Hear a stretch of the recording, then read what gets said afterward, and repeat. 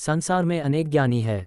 आज हम बात करेंगे घमंड चूर कर देने वाली कहानी के बारे में, जिसे पढ़कर आप जीवन में कभी किसी चीज पर घमंड नहीं कर पाएंगे, क्योंकि घमंड के कारण अपने भीतर छुपे हुए अंधकार का हमें तनिक भी ज्ञान नहीं होता। हमें जीवन भर ये भ्रम रहता है कि इस संसार में हमसे ही रोशनी है, हम ही जीवन के सारे सम्मान और लोकप्रियता हासिल करने के लायक है। लेकिन ये कहानी हमें स्पष्ट कर देगी कि प्रतिभावान मनुष्य के भीतर भी अंधकार हो सकता है। घमंड चूर कर देने वाली कहानी। प्रेरणादायक कहानी। एक गणितज्ञ जो कि प्रतिभा के धनी थे, हर चीज को जोड़ घटाने में माहिर थे। उनकी ख्याति बहुत दूर दूर तक फैली हुई थी। उन्होंने बहुत सारी किताबें लिखी हुई थी। इतने अथाह ज्ञान की वजह से उनके भीतर घमंड आ गया था। उन्होंने जब एक महान दार्शनिक के विषय में सुना तो उनके मन में उनसे मिलने की इच्छा जगी। वह सोचने लगे, देखे तो ऐसा कौन सा ज्ञानी है जो मेरे जैसे महान गणितज्ञ, सत्य का ज्ञाता, वेदों का जानकार, इतनी सारी पुस्तकों का लेखक को परास्त कर सकता है। दूसरी तरफ दार्शनिक थे, जिनका ज्ञान देने का तरीका थोड़ा सा अलग था। गणितज्ञ ने उनसे मिलने का अनेक बार प्रयास किया, किंतु दार्शनिक तरह तरह के बहाने बनाकर गणितज्ञ से कहते रहे कि उन्हें बहुत काम है, लेकिन ये सच नहीं था। दार्शनिक को कोई कार्य नहीं था, वह सिर्फ गणितज्ञ को इंतजार कराना चाहते थे। 3 दिन इंतजार कराने के बाद दार्शनिक गणितज्ञ से मिलने के लिए आए। दार्शनिक ने गणितज्ञ से कहा, मैंने सुना है तुमने बहुत सारी किताबें लिखी है, तुम बहुत कुछ जानते हो, इसलिए मैं तुम्हें एक कागज और कलम देता हूँ।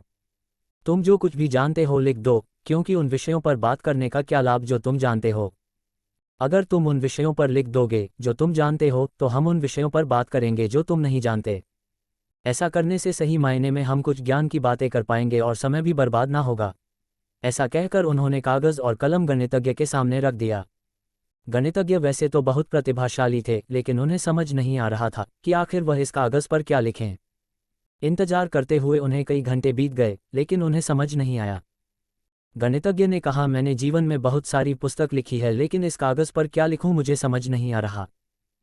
मैं अपने भीतर एक अजीब सी उलझन महसूस कर रहा हूं। मैं सोच सोच कर थक चुका हूं, मुझे नहीं समझ आ रहा इस कागज पर क्या लिखूं।